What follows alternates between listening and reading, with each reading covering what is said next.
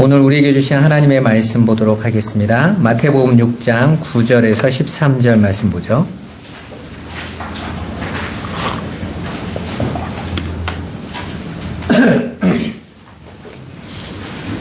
마태복음 6장 9절에서 13절 한 목소리로 읽어보도록 하겠습니다. 그러므로 너희는 이렇게 기도하라.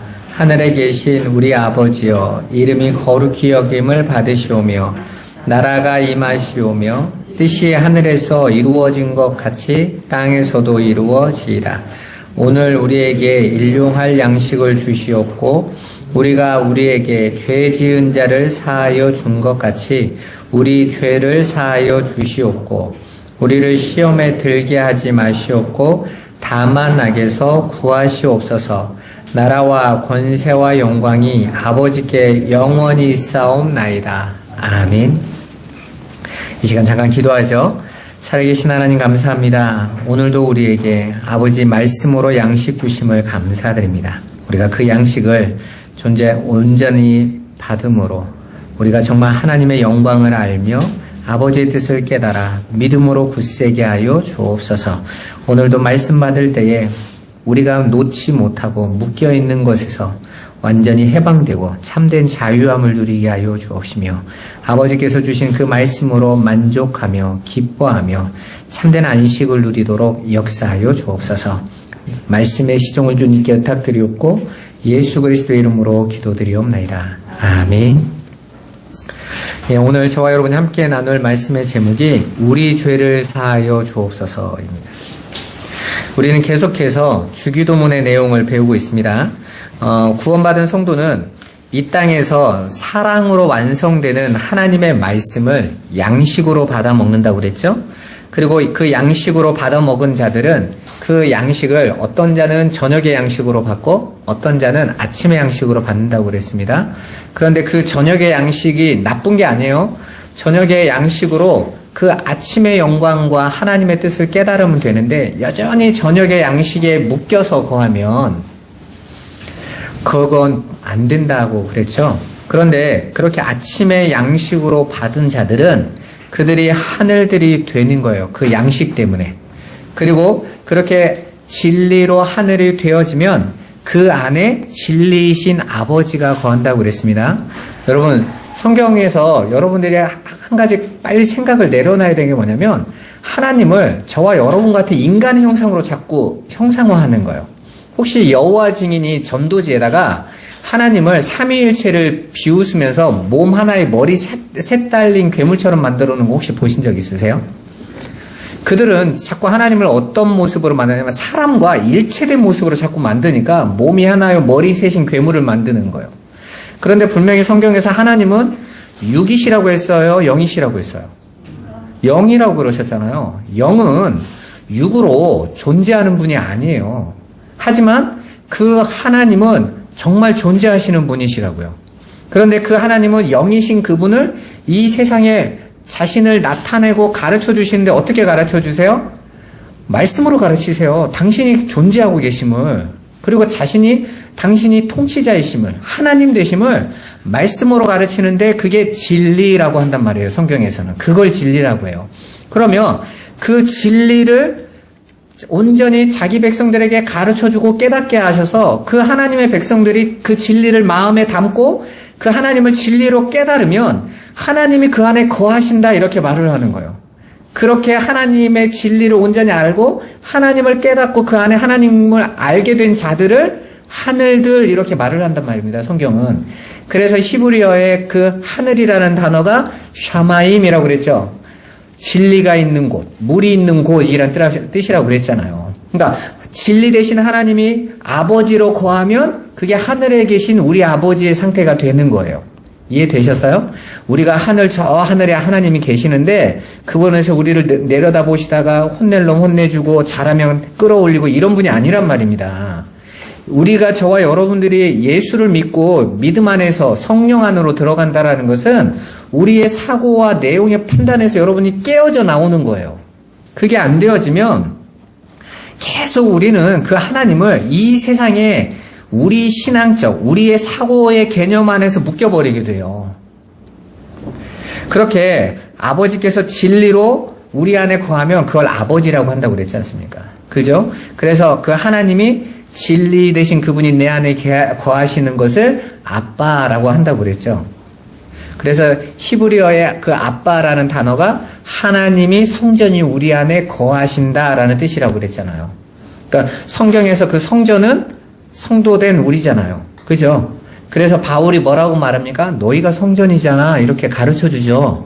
그러니까 너희 안에 하나님이 거하시면 그렇게 성전 안에 하나님이 거하시는 상태를 아빠라고 불러요. 그런데 우리는 그 하나님을 아빠라고 부른다고 그랬죠. 그러니까 그 아빠라는 의미가 하나님과의 우리의 관계, 그 하나님이 내 안에 거하시는 그 상태를 고백하는 단어가 아빠인 거예요. 그래서 하나님의 백성들만 그 상태가 됐기 때문에 하나님을 향하여 아바, 아버지라고 부르느니라 그러죠. 그래서 예수님이 하나님을 아버지 했더니 유대인들이 분노했죠. 네가 뭔데 하나님을 아버지라고. 감히 인간이 어떻게 하나님을 아버지라고 그래. 그랬더니 너희가 그 아빠와 아버지라고 부르는 그 상태가 뭔지를 몰라서 그래. 그냥 우리같이 자식을 낳아서 관계가 혈연적인 관계가 있어야만 아빠라고 생각하는데 그게 아버지가 말씀하시는 아빠가 아니야.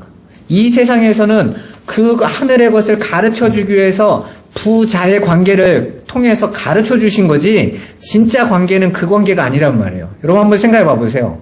여러분들이 하나님을 날마다 아버지라고 부르고 기도하시면서 그게 어떻게 아버지가 됐는지에 대해서 여러분 이해되세요? 그냥 아버지라고 하니까 아버지라고 하고 있죠. 근데 사실 여러분의 마음속에 내 친아버지와 하나님 아버지와 관계가 어떤 데가 더 친근해요? 육신의 아버지가 혈연의 아버지가 훨씬 친근하잖아요.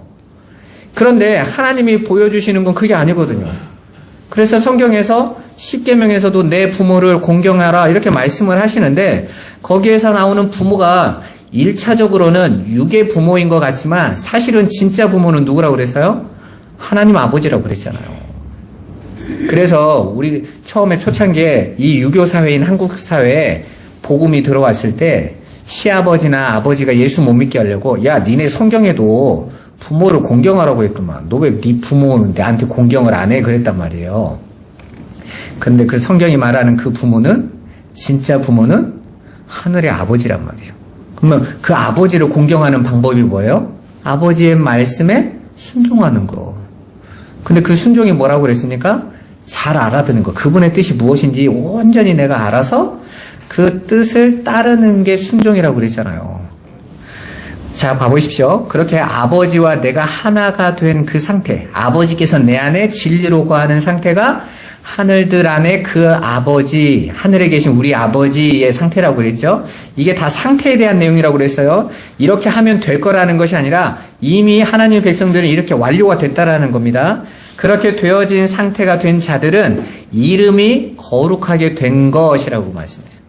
성경에는 이름이 세 가지로 나와요. 첫째는 하나님의 이름, 그리고 그 이름을 받은 하나님의 백성들을 하나님의 이름이라고 또 불러요. 그러니까 너희는 내 이름이야 이렇게. 그래서 자식이 밖에 가서 이렇게 잘못하면 부모가 이런 말 하죠. 내 이름에 뭐 했다 그래요? 먹칠했다 이러잖아요. 그러니까 자식이 한 행동과 내 이름이 먹칠된 게 무슨 상관이 있어요? 자식이 곧 내 이름이니까. 그래서 우리도 사람들도 그 얘기를 하는 거예요. 그냥 창피하다 부끄럽다가 아니라. 그리고 그 이름이라는 뜻 자체가 진리의 말씀이라고도 한다고 그랬죠. 그러니까 아버지의 이름인 하나님의 백성들이 온전히 그 진리 안에 거하면 그게 그 이름이 거룩해지는 것. 그래서 거룩이라는 단어가 뭐라고 말했습니까? 울타리로 치다라고 그랬어요. 깨끗하게 하다, 울타리로 치다, 구별하다 이런 뜻이라니까요. 그러니까 우리가 하나님과 우리가 하나 되어져서 하늘에 계신 아버지께서 우리 안에 거하는 상태가 되면 그게 구별되어지는 거고 그걸 거룩이라고 하는 거예요. 그게 하나님의 이름이 거룩하게 되어지는 것이다 그랬죠. 그리고 그 하나님이 그 진리의 말씀으로 우리를 섬기는 통치, 그 진리의 말씀으로 우리를 가르치고 섬겨서 온전히 우리가 그 하늘의 것을 알아가는 곳을 나라다 이렇게 말을 한다고 그랬잖아요. 그러니까 저와 여러분들이 그 진리 안에서 거하고 있는 이 시간이 어디에 거하고 있는 거예요? 하나님 나라가 되는 상태란 말입니다. 그리고 그것이 하늘의 뜻이 땅인 우리에게 이루어지는 거예요. 이 모든 것은 상태라고 말씀드려서 이미 완료된 상태예요. 그런데 어떻게 이 모든 것이 이루어지게 되냐면 일용한 양식 때문이다 라고 말씀드렸죠. 그러니까 일용한 양식을 받아 먹은 자들, 일용한 양식이 그 안으로 뚫고 들어와서 양식이 되어져 버린 자들 안에 바로 하나님의 나라가 되어져 버리는 거예요. 그러니까 여러분들이 그 하나님의 말씀으로 살아야만 되는 것입니다. 그렇다면 오늘 이 이후로 이 일용한 양식이 가장 중요한 단어라고 그랬죠. 그 일용한 양식을 먹은 자들에게서 이 역사 속 현실이 어떻게 드러나는지 봐보세요. 먼저 오늘 본문의 문장을 원문대로 직역하면 그리고 우리의 그 죄를 당신이 용서하셔서 우리 안에서 우리가 자유를 얻게 해주시고 그리고 역시 우리가 우리의 죄를 용서합니다. 이렇게 해석하면 돼요. 굉장히 이게 보면 의역으로 해놔서 사실 우리가 우리에게 죄 지은 자를 사하여 준 것 같이로 받아들여 버리면 우리가 남의 죄를 용서해 줘야 되는 것 같잖아요. 그렇게 용서해 주면 순서적으로 하나님도 네가 남을 용서할 수 있게 됐구나. 그럼 나도 네 죄를 용서해 줄게. 내가 남 죄 용서해 줬으니까 우리 죄도 용서해 주세요. 이렇게 해석이 되는 것 같잖아요. 우리나라 글은. 그런데 그런 것이 아니고 이건 다 그리고로 연결되어져서. 그러니까 동시적인 거예요. 우리가 남의 죄를 용서해 주면 동시적으로 우리가 용서받고 이런 뜻이 아니라 양식이 내 안에 들어오면 그 양식이 내 안에서 하는 것을 깨닫게 되면 하나님께서 이미 용서하신 거구나. 그리고 나를 용서하신 거구나. 이렇게 깨닫게 된단 말입니다. 그런데 그 삶을 우리가 계속해서 진행하고 그 용서의 삶을 살게 해달라는 게 오늘 이 용서에 대한 내용인 거예요. 여러분, 저와 여러분 안에서 꼭 한번 생각해 보세요. 여러분들의 삶 속에서 여러분을 누르고 있는 게 뭐죠? 모든 인간에게 있는 보편적인 속성이 뭐냐면 죄의식과 죄책감이에요. 여러분, 그 자녀들이 청소년기 때나 말썽 많이 피운 자식들이요. 나이 들면 철이 들었다고 하면 부모에게 어떻게 하죠? 열심히 섬기는 자식들 많죠. 그러면 늘 하는 말이 있어요. 내가 옛날에 엄마 속을 워낙 속썩여가지고 우리 엄마가 맨날 눈물 흘리고 그냥 나 때문에 그냥 경찰서 쫓아다니고 그냥 미안해. 그래서 이제 나이 들었으니까 우리 어머니는 이제 힘 없어졌으니까 내가 보살펴 드려야지. 세상에서는 그걸 어떻게 해요? 아주 훌륭한 사람인 거예요. 그런데 그 보편적인 인간의 속성 안에서 뭐가 자리하고 있냐면 그 죄의식과 죄책감을 내가 빚으로 갖고 있어요. 빚으로 딱 갖고 그 빚을 얼마라도 내 힘으로 갚아야 된다고 생각해요. 그게 모든 사람들이 나이 들어서 부모에게 효도한다 이런 게 다 무슨 심리 속에 있냐면 빚을 갚는 심령 속에 있다니까요. 그리고 세상은 그걸 의롭다라고 말해요. 그걸 철들었다고 하고 그걸 잘한다라고 하는 겁니다. 그죠? 그래서 그런 사람들을 볼 때 훌륭하다, 참 사람 됐네, 우리는 이렇게 말을 하잖아요. 그게 이 역사 속을 살아가는 모든 인생들이 가지고 있는 그 빚을 갚는 마음, 그걸 섬김으로, 그걸 이렇게 보답해 드리는 걸로 여기죠. 세상에서는 그게 진리예요. 그런데 그 진리를 세상 사람들 자기들끼리 합의내 놓은 그 선하다고 여겨지는 걸 누구에게까지 똑같이 적용을 하죠? 하나님에게도 그렇게 적용한단 말이에요. 그래서 하나님을 열심히 섬기고 충성하고 열심히 하나님의 일을 하는데 사실은 그 내면에는 빚을 갚고 싶은 마음이 있는 거야. 그분이 나를 위해서 십자가에서 죽으시기까지 했는데 내가 뭔가 해드려야 인간 된 것 같잖아요. 그래서 모든 교회의 설교가 다 그래로 가면 모두 알아들어요. 그리고 거기에 열심을 내자, 충성을 내자, 더 헌신을 하자, 더 쏟아붓자 하면 그래. 그리고 경쟁을 하는 겁니다. 누가 더 그 일을 더 잘했나? 누가 더 그만큼 더 보답을 하고 있나? 더 그만큼 섬겨드리고 있나? 이걸로 신앙을 따진단 말이에요. 그러면 기독교도 똑같은 걸까? 그게 문제 아닙니까? 여러분들이 지금까지 신앙의 기준으로 잡고 오던 것을 한번 보시란 말이에요. 오늘 이 말씀, 우리를 죄에서 용서해달라는 이 단어를 저와 여러분들이 잘 해석하셔야 돼요. 오늘 우리가 하나님께서 우리에게 주신 일용한 양식을 받아 먹으면 우리가 나의 죄를 용서하시는 것이고, 하나님께서 나의 죄를 용서해 주시는 것이고, 우리는 그 죄에서 용서받고 용서할 수 있는 자가 되며 자유롭게 해방된다는 말이거든요. 그러면 우리가 용서받을 그 죄가 뭔지를 먼저 알아야 되잖아요. 오늘 죄에 대한 이야기니까. 여기에서 저와 여러분들이 간과하고 쉽게 넘어가기 쉬운 단어가 이 죄라는 단어거든요. 원래 여러분들이 늘 들었던 죄라는 단어는 하마르티아예요. 그 하마르티아라는 단어는 관역을 벗어났다라는 뜻입니다. 원래는 이 하마르티아가 하라는 정관사와 메르스라는 단어를 합친 단어거든요. 그게 뭐냐면 짝이란 단어예요. 여러분, 그 아담의 갈비뼈에서 하와가 나왔죠. 그래서 하나님이 서로 짝 지어주신 것을 사람이 나누지 못할지니라 그랬잖아요. 거기서 말한 그 부분, 짝, 이거예요. 그런데 관역이, 하마르티아가 관역을 잘못 잡았다라는 건 짝을 잘못 맞췄다라는 뜻이에요. 그러니까 성경에서 말하는 그 하마르티아라는 단어는 우리가 하나님, 남편이신 그 예수를 오해해서 다른 방향으로 충성하고 열심하고 쏟아부어서 나는 남편을 향해서 열심히 한다고 하는데 그렇게 내놓는 것들이 다 노력과 수고가 다 다른 짝에게 한 거니까 그건 뭐가 되는 거죠? 죄가 되는 거예요. 그래서 성경이 다른 짝에게 한 행동에 대해서 하고 있기 때문에 간음이라고 자꾸 말하는 겁니다. 야, 남편이 달라. 남편의 요구사항이 다른데 너 지금 네가 그 일을 하고 있는 건 다른 남편한테 하고 있는 거야. 그래요. 그래서 이스라엘 백성들이 열심히 하나님을 섬겼더니 하나님이 뭐라고 말합니까? 독사의 자식이라고 말하는 거예요. 왜? 딴 남편한테 했으니까. 그 딴 남편을 뭐라고 바울이 말하냐면 율법의 남편이다 그러죠. 열심히 율법의 남편의 말을 듣고 율법을 행하는 거예요. 그런데 예수님이 그 율법이 되셔서 오셔서 당신이 죽으심으로 더 이상 그 남편에게 순종하지 않아도 돼. 왜? 그 남편은 어떻게 됐어요? 죽어버렸어요. 그래서 이스라엘이 과부가 남편이 있을 때 딴 남자한테 가면 간음이지만 남편이 죽으면 어떻게 돼요? 자유롭게 된다고 하잖아요. 남편이 죽어버렸다니까. 예수님이 율법을 받아들이셔서 율법이 되셔서 율법의 남편이 죽어버린 거예요. 그래놓고 이제 더 이상 너희는 그 율법의 남편에게 묶일 필요가 없어. 그런 거거든요.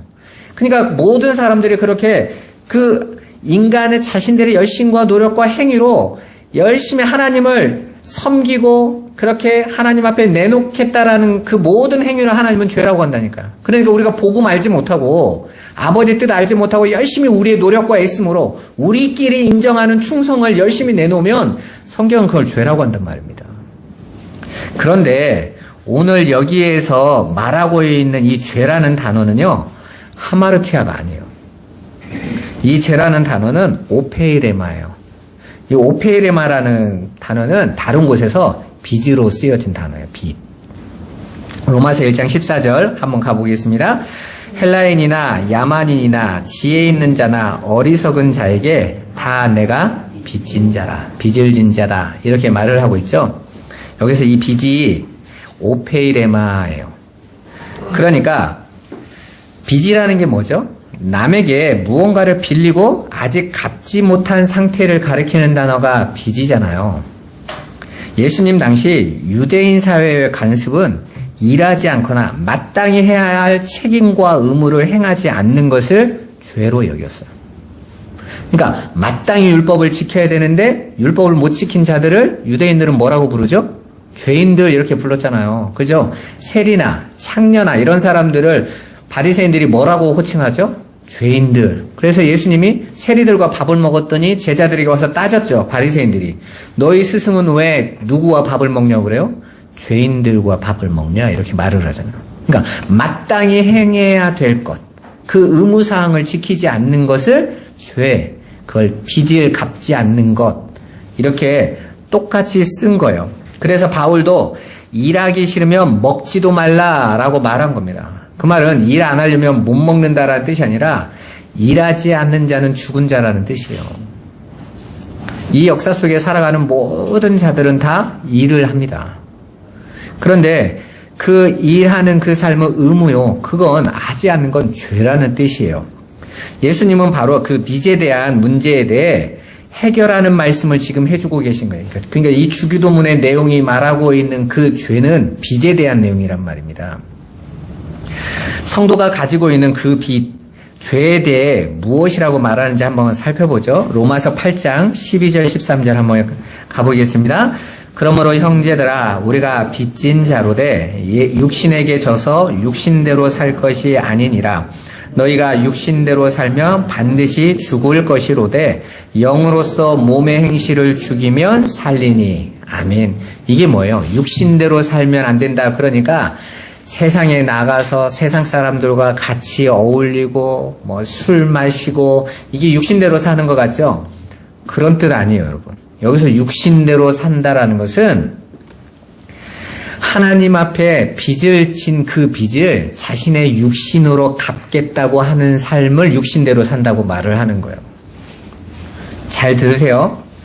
술 마시고 타락한 삶을 육신대로 산다고 하는 말이 아니라고요. 빚에 대한 내용입니다. 하나님 앞에 우리가 빚진 자인데 그 빚을 내 육신의 행위로 갚겠다고 사는 자들이 반드시 죽는다는 뜻이에요. 이런 겁니다. 사람들이 하나님 앞에서 가지고 있는 그 빚을 하나님이 나를 구원하셔서 십자가에 죽으셔서 그러면 내가 그 빚을 갚아야 돼. 어떻게? 내가 열심히 내 육신의 행위와 노력으로 그분에게 갚아드리는 삶을 가치 있고 보람 있는 삶이라고 여겨요. 그래서 스스로 선하게 판단자가 된 인간들은 자신들의 구원을 위해서 자기가 가진 힘을 열심히 노력하여 이루는 삶을 가치로 여기며 산단 말입니다. 그들에게 있어서 자신의 구원을 얻어내기 위한 그 빚을 갚는 삶은 당연한 거예요. 그리고 그러한 삶은 율법이 정한 행위로 자신들의 빚을 갚으려고 안간힘을 쓰는 방향으로 나오는 거예요. 봐보세요. 하나님 앞에 빚을 졌다고 생각하고 있는데 하나님이 율법을 지키라고 하면 어떻게 하겠어요? 방향이. 그거 잘 지키는 쪽으로 나온단 말이에요. 여러분, 예수를 믿은 자들에게 있어서 육신대로 갚는 행위가 뭘까요? 열심히 충성하고 봉사하면서 전도도 하고 선교도 하면서 내가 뭔가를 해드리는 걸로 보람을 느끼려고 하는 거예요. 그런데 오늘 성경에서는 그렇게 살면 반드시 죽어 하지 말라는 게 아니에요. 가지고 있는 그 뜻과 내용이 내가 빚을 갚는 마음으로 그렇게 하면 안 된단 말입니다. 그러므로 어떻게 하라고 말씀하고 있어요? 영으로서, 여기서 영, 성령, 그 영은 거룩한 말씀, 진리의 말씀이라고 그랬죠. 그 진리의 말씀으로서 몸의 행실을 죽이는, 내가 나를 증명하고 하나님 앞에 내가 빚을 갚는 자의 삶으로 살려고 내놓는 그 몸의 행실을 죽이는 것. 그렇게 해야 어떻게 된다요? 된다고 그래 합니까? 그래야 살아라고 말해요. 정반대죠. 우리가 받은 게 있어서 열심히 보답하는 삶이 가치 있는 삶이라고 이 세상은 다 알고 있는데 오히려 그 삶을 죽여야 살아 이렇게 말을 하고 있단 말입니다. 여러분, 그렇게 자신들의 행위로 하나님 앞에 빚을 갚으려고 살아가는 게 인간의 보편적인 속성이에요. 그게 넓은 길이란 말이에요. 그렇게 이 땅의 모든 인간들은 율법의 빚을 갚는 자로 평생을 살아가요. 그래서 부지런히 자신의 손발을 움직여서 열심히 훌륭한 인간, 성숙한 인간, 믿음의 사람, 그런 사람을 믿음의 사람이라고 서로 칭하고 그 삶에 열심히 매진하는 거예요. 그리고 그렇게 함으로써 자신들의 구원이 완성되는 것이고 그걸 훌륭한 신앙이라고 생각해요. 그러니까 하나님 앞에서 날마다 어떤 자로 살아가냐면 빚진 자로 살아가요. 하나님 앞에 빚진 자로 살아간단 말입니다. 여러분 어떠세요? 여러분 주일날 한번 예배드리면 속이 시원하죠. 하나님 앞에 헌신하고 뭔가를 해드리면 마음이 기쁘죠. 그게 왜 나온 것 같아요? 내가 뭔가 갚은 것 같아. 내가 받은 것에 요만큼이라도 해놓은 것 같아. 우리는 자꾸 그걸 보람된 신앙으로 챙긴단 말입니다. 그리고 세상은 그걸 훌륭한 신앙이다 이렇게 말을 해요. 그러나 사실은 그게 율법주의의 세상인 거예요. 내 것을 가지고 내려놓고 열심히 내 에너지로 쏟아서 그 하나님 앞에 뭔가 내놔야 돼요. 이건 모든 종교의 공통적인 겁니다. 그래서 모든 종교가 열심히 빌고 내놓고 바치는 삶으로 하나님 그 신을 섬겨야 그것이 구원에 이르는 길이 되는 거잖아요. 그곳에서는 계속해서 빚을 갚는 행위만 나오게 돼 있어요. 열심히 자신이 신을 섬겨요.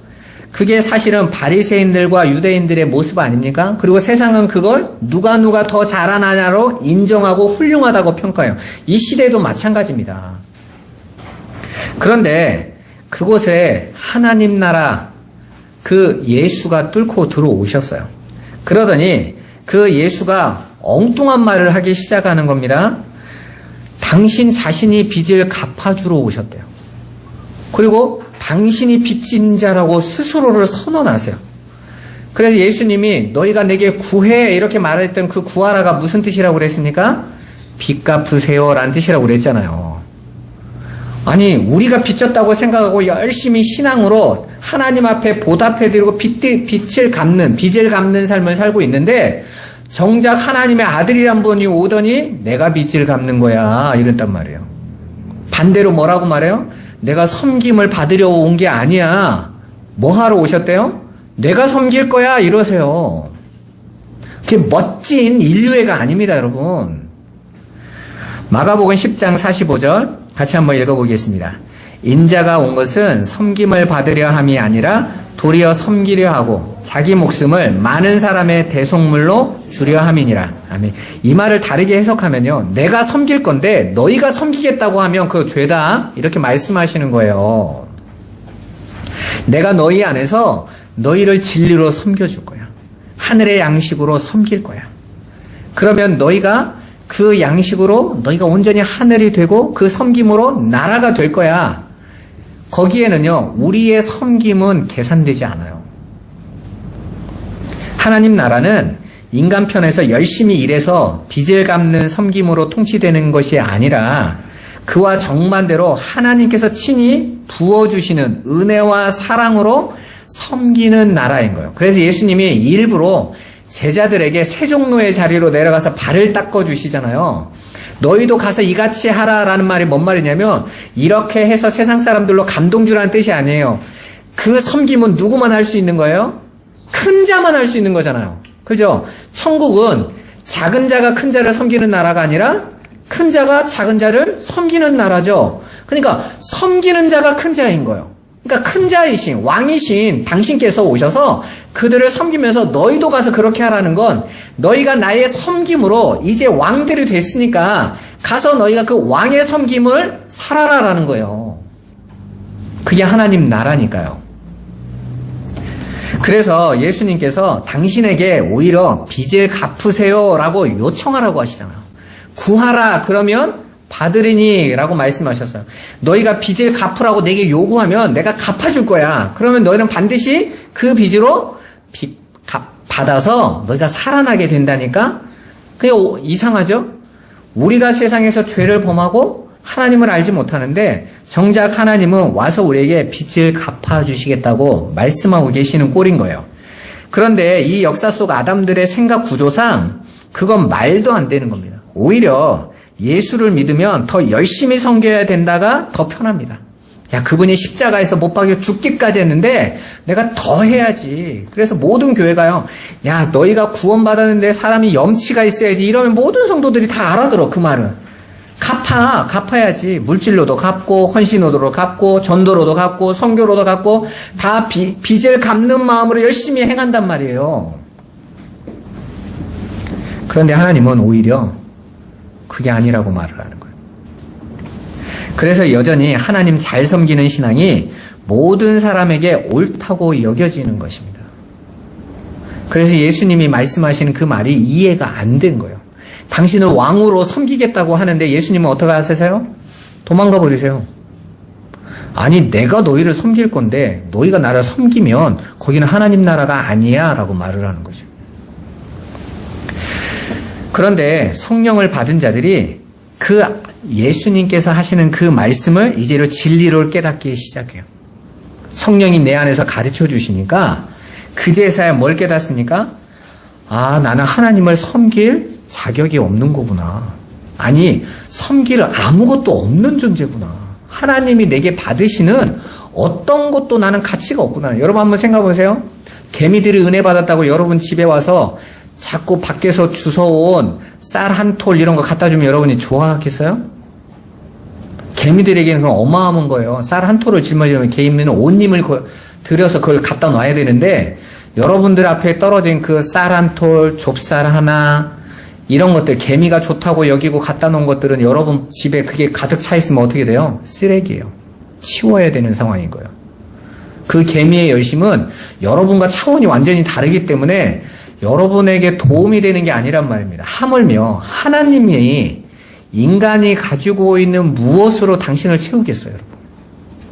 그러니까 인간들이 가지고 있는 열심히 가져오는 아주 숫소, 기름진 양 이런 걸 가져왔을 때 하나님 뭐라고 말씀하십니까? 야, 온 땅의 곳이 다 내 건데 내가 너희한테 왜 그걸 달라고 하겠니? 내가 뭔가를 가르쳐 주려고 하고 있는 거잖아. 근데 너희가 그걸 못 알아듣고 자꾸 소 잡아오고 양 잡아오면 내가 소고기 먹는 사람도 아니고 양고기 먹는 사람도 아니고 아니면 내가 피를 바친다고 너희가 계속 피 뿌리는데 내가 무슨 피 먹는 드라큘라도 아니고 너희가 내가 가르치려고 하는 건 알아듣지 못하고 딴짓만 하니까 어떻게 해요? 내 성전이 더럽혀지기만 하잖아. 진리를 모르니까요, 여러분. 그런데 성령이 내 안에서 오시니까 그제서야 깨닫는 자들이 하나하나 일어나기 시작해요. 아, 내가 내 행위로 하나님 앞에 빚을 갚을 수 있는 존재가 아닌 거구나. 그래서 그들은 하나님께서 이미 창세전부터 빚이라고 말씀하시고 우리에게 주기로 약속하신 그 생명의 약속, 그 말씀을 의지해서 그것으로 힘을 얻고 살아가기 시작한단 말입니다. 그걸 양식으로 붙잡고 살아가기 시작한단 말입니다. 그랬더니 하나 정말 우리의 빚을 십자가에서 다 탕감시켜 주셨어요. 그걸 깨달은 자들이 빚을 갚으세요 이렇게 요구한단 말이에요. 그 사건이 예수님이 십자가 전에 한번 딱 일어나요. 가나에 이제 나사로의 집에 나사로가 살아나서 잔치를 벌이는데 거기에서 마리아가 와서 예수님 머리에 향유를 붓습니다. 그죠? 기름을 부었어요. 모든 사람들이 그 아까운 향유를 300데나리온이 되는 그 어마어마한 돈을 어떻게 예수님 머리에 부어. 심지어 가룟 유다는 분노하면서 뭐라고 말했습니까? 그거 팔아서 가난한 자들을 도우면 얼마나 많은 사람이 유익인데 뭐 하는 짓이야 이랬단 말입니다. 근데 예수님이 뭐라고 말씀하세요? 놔둬라.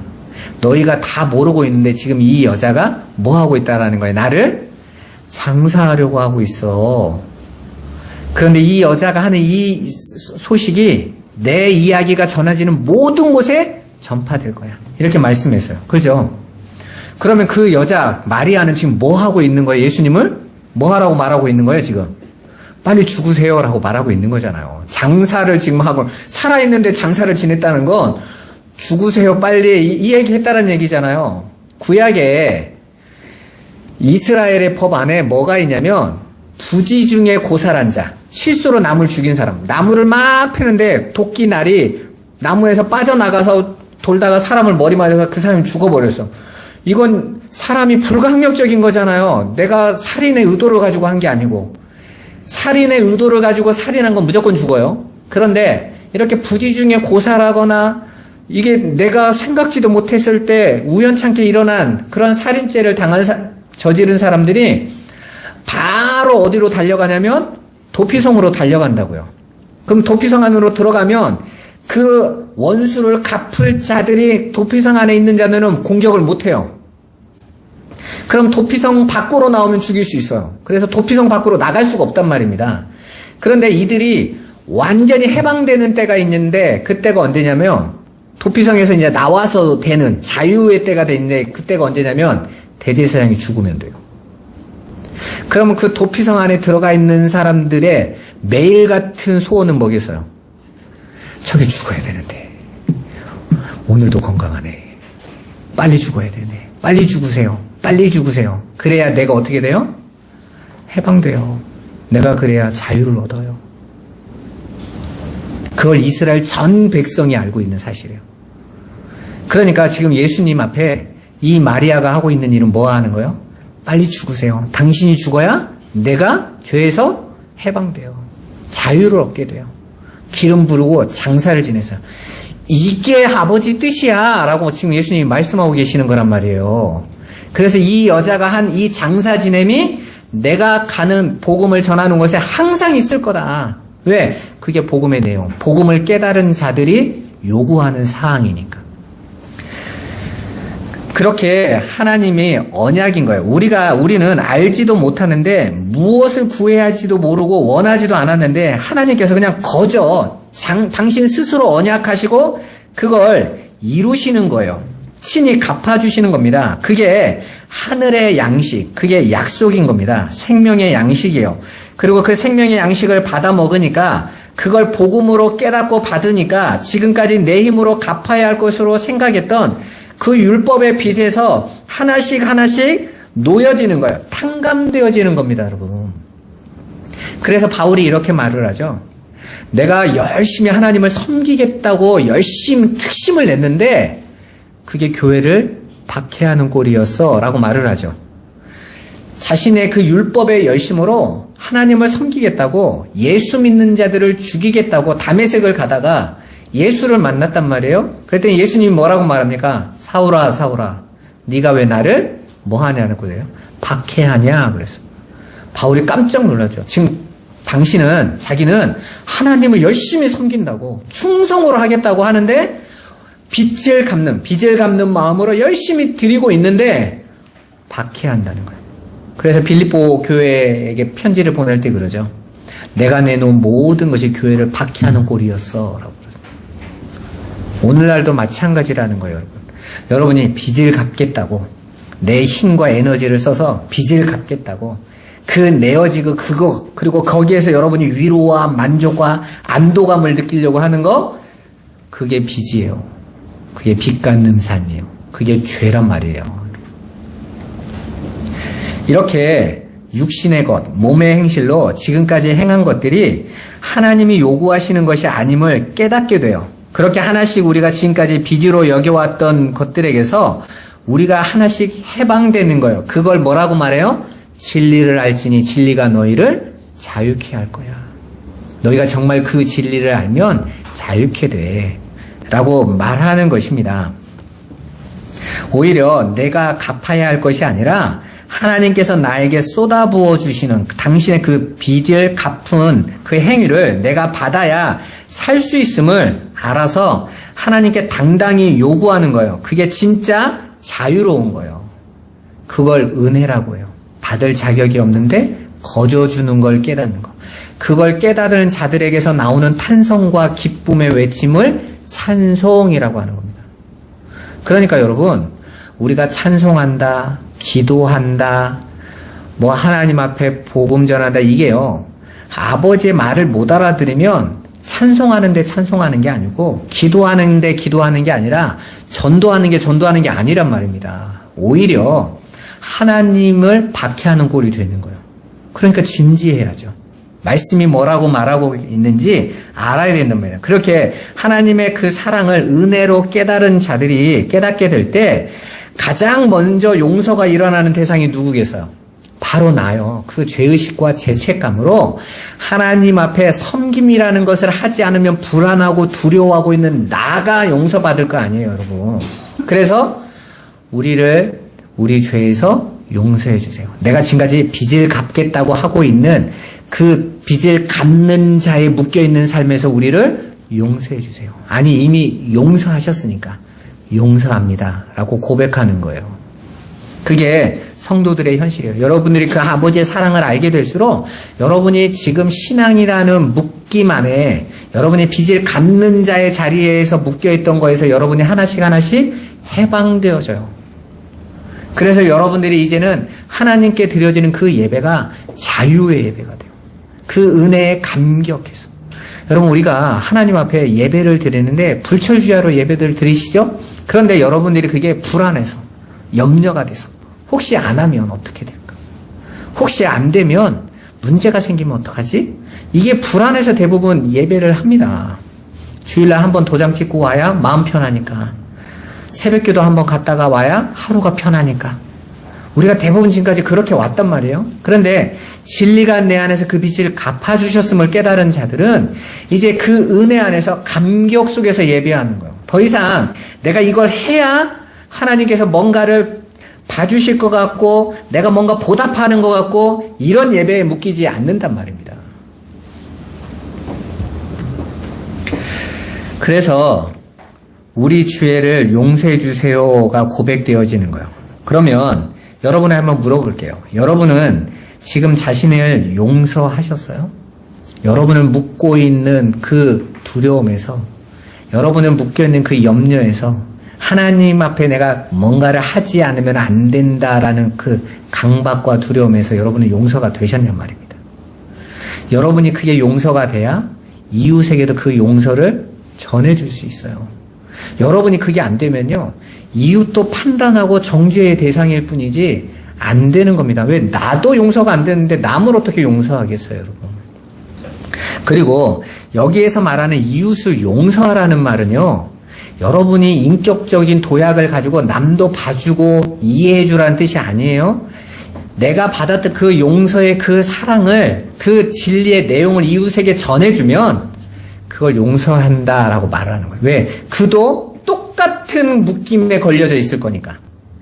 똑같이 하나님 앞에 빚을 갚아야만 되는 줄 알고 열심히 채무를 이행하면서 살아가는 삶을 같이 있다고 여기고 똑같이 노예처럼 살고 있을 거 아니에요. 그에게 그 진리의 말씀, 내가 용서받았던 그 아버지의 뜻을 전해서 그도 이게 내가 빚을 갚는 게 아니고 하나님이 빚을 갚아주신 거라고? 그럼 내가 빚을 갚는 자가 아니라 그 은혜에 감격하며 감사하며 사는 게 진짜 삶이라고 하고 그도 그 묶여있는 죄, 빚을 갚는 삶에서 해방되어지면 여러분이 그를 용서했다라고 말한다니까요. 사랑을 넘겨주고 복음을 넘겨주고 용서를 넘겨주는 거예요. 그게 성도들의 삶이고 그게 바로 전도하는 삶인 거예요. 여러분이 먼저 그 하나님의 말씀 안에서 용서를 누리세요. 아, 하나님, 내가 지금까지 이렇게 불안과 염려와 두려움 속에서 하나님 앞에 뭔가를 하지 않으면 걱정되던 삶에서 내가 이렇게 이미 예수님이 십자가에서 다 끝내셨군요. 더 이상 하나님이 나에게 받으시는 건 없다고 하셨군요. 오히려 아버지의 그 사랑이, 그 은혜가 내가 계속 쏟아 부어주고 계셨던 거였군요. 이제 그 사랑 내가 온전히 거하게 해주세요. 그런데도 우리가 여전히 이 죄와 사망의 몸에 묶여 있으니까 또 염려가 돼. 목사님 설교 실컷 듣고 갔을 때 그렇지 이랬는데 가서 또 그래도 내가 하나님 앞에 뭔가를 안 하면 두려워, 불안해, 염려가 돼. 거기에서 나를 자유케 해주세요. 그래서 자유로운 예배를 하시란 말이에요. 자유로운 예배하면 예배 안 나와도 되고 이런 얘기가 아니라 하나님 앞에 기쁨과 감격 속에 예배하시는 거예요. 여러분, 하나님이 성도를 부르시면 축제예요. 잔치란 말입니다. 그 잔치는 의무가 아니에요. 기쁨인 거예요. 기쁨. 그런데 우리가 신앙생활을 하면 할수록 여러분에게 기쁨이던가요? 잔치던가요? 의무가 되어지죠. 아니면 안 될 것 같은 염려와 근심으로 나오는 거 아닙니까? 그래서 빨리 도장 한번 찍어야 되겠다. 아니면 내가 하나님 앞에 뭔가를 해드리는 걸로 만족을 얻는 것으로 예배하고 오셨잖아요. 거기서 자유로워지세요. 그리고 정말 여러분들이 여러분을 구원하시는 그 예수 그리스도의 십자가의 은혜, 빚을 갚으시는 그 사랑이 무엇인지, 우리를 섬기시고 대속물로 당신을 주신 그 사랑이 무엇인지 깨달으면 여러분이 자유케 되는 거예요. 하나님이 이거 하나 알려주시려고요. 아브라함이 하나님이 나에게 이 약속하신 후손, 후대 주시는 걸 내가 어떻게 믿어요? 이랬더니 하나님이 아브라함이 무슨 얘기하죠? 400년 후의 일을 얘기하세요. 여러분 한번 생각해 봐보세요. 아니, 아브라함이 400년을 살 수도 없는 사람인데 400년 후의 이야기를 한단 말입니다. 근데 아브라함이 그걸 어떻게 믿어요? 믿음으로 받았다 그랬어요. 그러면 400년 후에 내 후손이 애굽에서 종이 되겠지만 허다하게 많아질 거 아니에요? 그러면 당연히 하나님이 지금 내 후손을 주겠어요, 안 주겠어요? 줘야 시작할 거 아닙니까? 그러면 당연히 주신다라는 거죠. 그런데 그 일이 바다의 모래처럼 늘어날 그 400년 후의 일을 하나님은 언약으로 성경에 기록해 놨어요. 그리고 그 언약을 누가 받았습니까? 창세기를? 모세가 받았었잖아요. 모세는 아브라함과 하나님이 무슨 얘기를 했는지 알았을까요? 몰랐을까요? 안 했죠. 문서도 없는데, 글도 없었을 때인데 무슨 문서가 있었겠어요.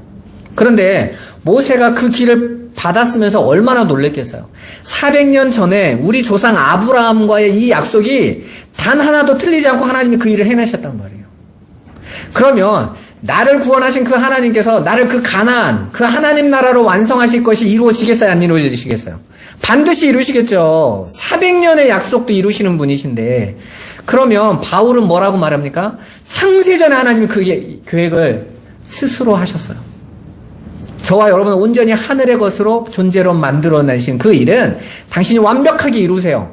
이스라엘 백성이 애굽에서 나올 때 자신들이 한 건 하나도 없습니다. 숟가락 하나도 내놓은 게 없다고요. 근데 하나님이 그 일을 다 이루셨어요. 저와 여러분을 구원하시고 저와 여러분을 그 하늘들로 거룩한 나라로 아버지의 뜻을 이루는데 하나님은 1인치 오차도 없이 이루실 거란 말입니다. 거기에 뭘 해드리자, 땅끝까지 전도를 해서 이루어드리자, 이건요 가당치도 않은 말인 거예요. 오히려 내가 어떻게 그 은혜 안에 들어오게 됐지? 하나님이 어떻게 나에게 이 빚을 다 갚아주신 거지? 그 사랑을 내가 이 받아 누리는 것이 내가 이렇게 자격도 없는데 너무 감사하구나. 감격 속에서 예배하는 거예요. 여러분들이 그 삶을 살아가면 아직 그걸 이해하지 못하는 자에게도 그 사랑, 그 하나님의 용서를 전할 수밖에 없잖아요. 나에게 가르쳐 주신 그 용서, 그 사랑을 너도 알아봐. 그러면 묶여서 하는 게 아니라니까. 바울이 왜 그렇게 외친 거예요? 자신의 혈족과 유대인들과 왜 그렇게 싸운 겁니까? 그건 싸운 게 아니에요. 마음속에서 우러나는 외침인 거예요. 제발 좀 나와라. 너희가 그렇게 이 세상에서 하나님 앞에 너희가 빚을 갚아야 된다고, 율법을 지키고 행위로 뭔가를 내놔야 된다고 하는 그 삶에서 제발 좀 나와. 거기에 있으면 죽는다니까. 우리 인간들이 뭘 내놓는다고 그래. 배설물 뿐인데. 하나님이 값없이 주신 그 십자가의 그 은혜, 그 사랑을 제발 좀 바라봐. 그게 다야 라고 말을 하는 거예요.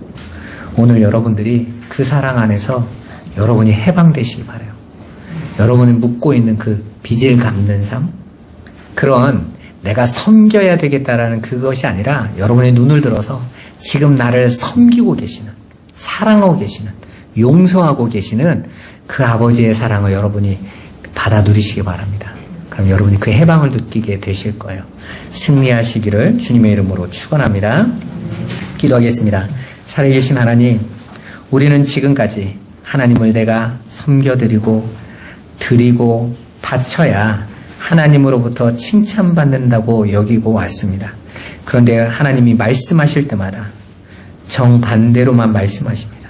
하나님이 친히 섬겨주시러 오셨고 우리를 사랑하셨고 우리를 위하여 대속물 되어주셔서 우리가 빚을 갚는 게 아니라 당신이 빚을 갚으심으로 우리가 그 빚 갚아주시는 하나님의 은혜와 사랑으로 살게 됨을 가르쳐 주셨습니다. 이제 그 사랑 안에서 여전히 우리가 빚에 묶여있는 삶에서 해방되게 하여 주옵소서. 그 자유함 누리게 하여 주옵소서. 그리고 그 사랑, 그 용서의 삶이 우리 이웃에게도 형제에게도 전달되게 하여 주옵소서. 그래서 억지 신앙이 아니라 자유하는 감격스러운 신앙이 되게 하여 주옵소서. 우리 성도들에게 충만한 은혜를 허락하여 주시기를 원하옵고 예수 그리스도의 이름으로 기도드리옵나이다. 아멘.